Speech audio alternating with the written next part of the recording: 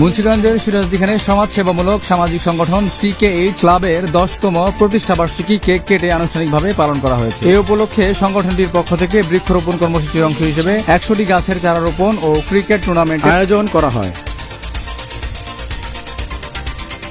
উক্ত অনুষ্ঠানে প্রধান অতিথি হিসেবে উপস্থিত ছিলেন হাজীগাঁও কাজীশাল মাদ্রাসার সভাপতি মোহাম্মদ লুৎফর রহমান।